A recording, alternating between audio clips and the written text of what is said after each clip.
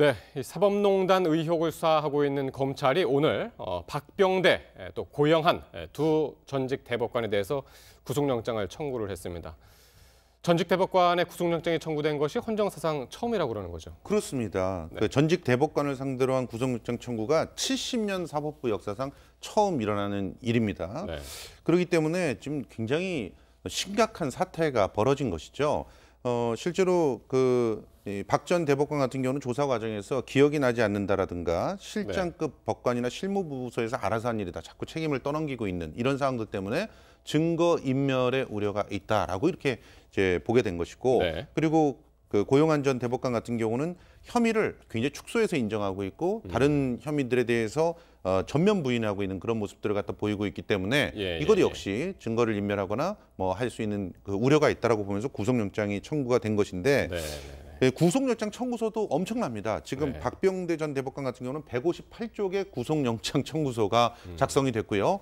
고영한 전 대법관도 108쪽의 구속영장 청구서가 작성이 됐어요. 그만큼 검찰에서는 신중을 기하고 정말 철저하게 준비를 해서 구속영장이 실질적으로 통과될 수 있게끔 최선을 다했다 이렇게 볼 수가 있는데, 그럼에도 불구하고 과연 법원에서 이 영장을 제대로 심사할 수 있을 것인지 이 부분에 대해서는 또 다른 염려들이 나오고 있는 상황입니다. 영장 실질 심사가 1이면 5일이라고 그랬으니까 이제 모레 아니면 이제 6일 날 이제 진행이 될 텐데요. 어쨌든 뭐 구속이 되든 안 되든 구속영장이 발부되든 안 되든 간에 전 대법관들 2명이 또 한꺼번에 영장이 발부됐다는 것 자체만으로도 상당히 이제 사법적으로는 우리 사법사상으로는 이제 굴욕적인 사건이 아닌가 싶습니다.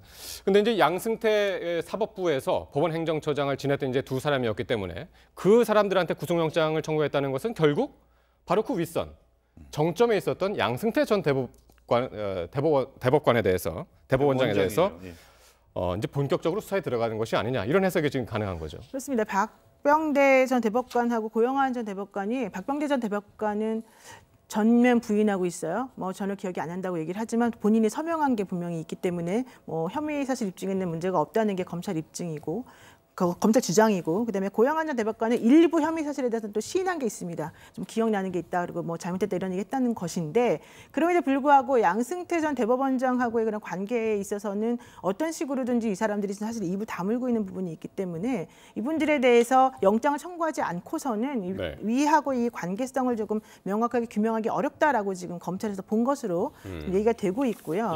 실질적으로 임종원 전 차장은 사실은 처장도 아니고 차장이었단 말이에요. 그분이 지금 현재 구속이 돼 있는데 그 바로 윗선이 직속 상관들은 아무런 책임도 받지 않는다는 것을 상식적으로 말이 안 되지 않습니까? 그래서 만약에 이 두 분에 대한 영장이 발부가 된다면 그거는 이제 당연히 양승태 전 대법원장은 뭐 무조건적으로 기소가 될 수밖에 없는 구조다라고 지금 얘기가 되고 있고, 특히 양승태 전 대법원장 같은 경우에는 본인이 모든 것에 대해서 뭐 그러니까 부인을 해왔지만 본인도 사실 직접적으로 뭔가 한 그런 내용도 좀 나오고 있어서 그런 것들이 이번에 아마 좀 제대로 좀 문제가 되고 하지 않을까 싶어요. 그래서 더 중요한 게, 그렇다면 영장 발부 내지 영장 심사를 할 수 있는 그 재판부가 누구로 될 것인가, 이것도 사실은 지금 이번에 초미의 관심으로 지금 나와 있습니다. 그렇습니다.